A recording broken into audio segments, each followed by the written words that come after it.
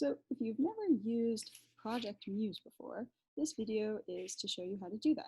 First, you're going to start on Kent Library's website, which is library.cmo.edu. And on that page, you're going to click on Articles and Databases. And go to Databases A to Z. Here, you can just type in Project Muse into the search bar, or you can scroll down to the P's and find Project Muse there.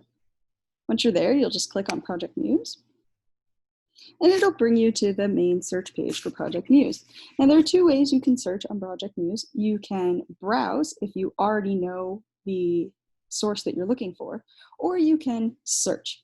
Today we're going to start with the browse feature, and the article that we're looking for is Jonathan Den Hartog's Transatlantic Anti-Jacobinism, Reaction and Religion in Early American Studies and Interdisciplinary Journal, Volume 11, Issue 1, which is the Winter 2013 issue, pages 133 to 145. So to do that, I'm going to go back to the Browse button here, and I am going to choose Browse Journals. And here it says View More Journals, and that's probably the easiest way to get there. Now this will give me the option to choose from the different journals that are available to me and even search for a specific journal by keyword. I'm going to scroll down to on the left-hand side where it says search by keyword for journal and type in Early American Studies.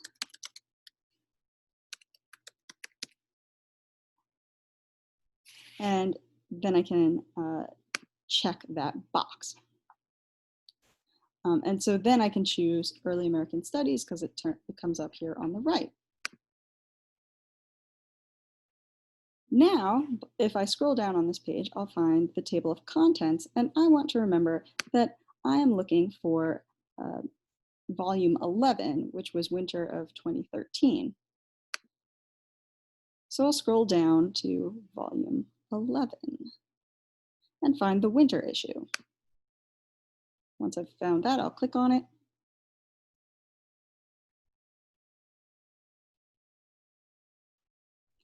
And it'll bring up the issue that I'm looking for. And now I can scroll through and find the exact article that appeared in that journal that I'm looking for, which, as we'll remember, was Transatlantic Anti-Jacobinism, Reaction and Religion by Jonathan Den Hartog, which I've found now here. If I click on it, it will bring up the article for me. And I can read it here in full text. If I wanted to download it, I could, and it would download a PDF like this, which might make it easier for printing.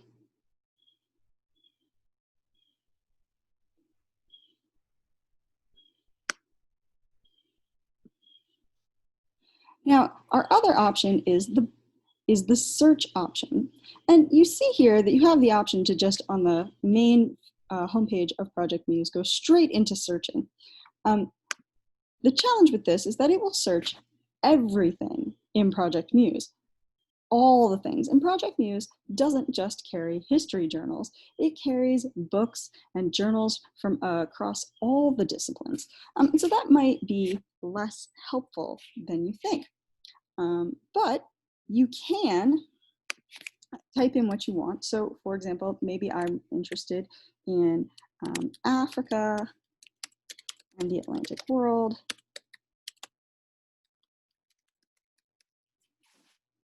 And I'll go ahead and tell it to search for that.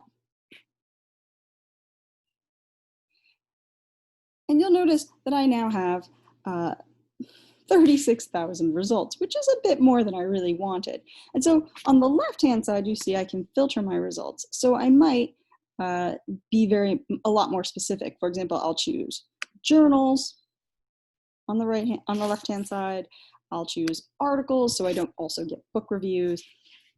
This brings me down to only 8,000 search results. But I can also, if I look on the left-hand side, choose the research area, which is probably the most helpful. If you scroll down on the left-hand side towards the bottom, you'll see the ability to search by research area. And I'm just going to choose history because I don't need literature studies or biology texts. And now I get a much more streamlined, I only have 680 results. And this might bring me to some articles that I would be more interested in. For example, perhaps this article, Africa Joins the World, the Missionary Imagination and the African Motion Picture Project in Central Africa. Oh, but this article is from it talks about the 1930s, so maybe that's not really relevant for this class. So I'll keep looking.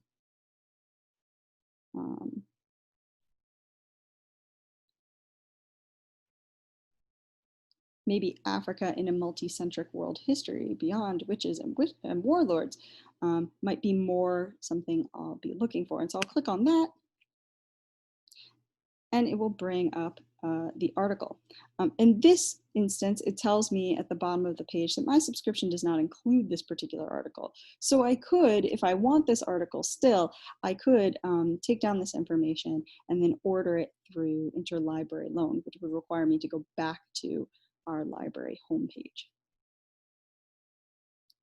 So hopefully this gives you a pretty good idea of how to use Project Muse. If you have any questions, please feel free to email me.